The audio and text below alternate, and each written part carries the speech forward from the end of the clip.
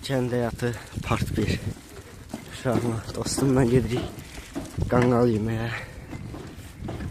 İnşallah yaxşı olacaq. Gəldik, çatdıq. Biraz qalıb. Gerçi yarım metrlik yolumuz zadımız qalıb. Gedirik hələ qanqal yeməyə. Səni qəlbimdə.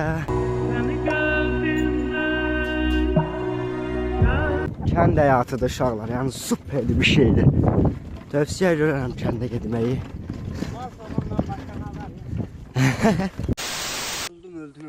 Uşaqlar, demək gəlmişik qanqal yeməyə başlıqdan da anladığınız kimi.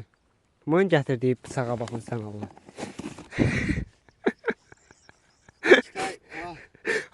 Qəstay moment. Hələ əlcək də gətirib. Bundan qanqal yiyirlər ha. Hələ bundan yeməyini təsəvvür edirəm. Elə bir banazat doğrayacaq zalım.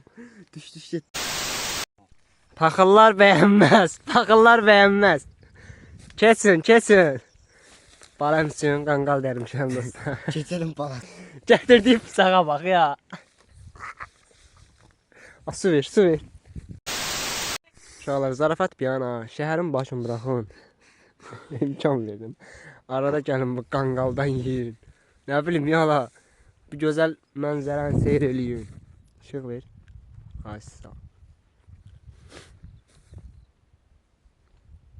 Bu da Panteramdır mənim. Adını özüm qoymuşam.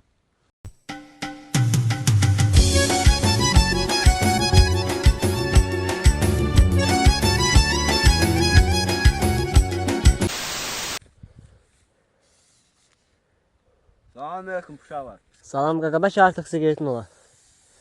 Nə təyən yox, deyə qaqaş, nə təyən? Öpürəm qaqam. Bu ne 4'ün 4'e bu? Kendime düşman doğurdum abdestsiz rahmet. Neşadın ayakkabısıymış sana kendimde batı.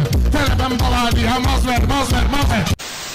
Qaqa, nazilər pis deyir ha, mən də çəkirəm 4'ün 4'e. Səndə ne sən nesiyədir? Öncədir qaqa.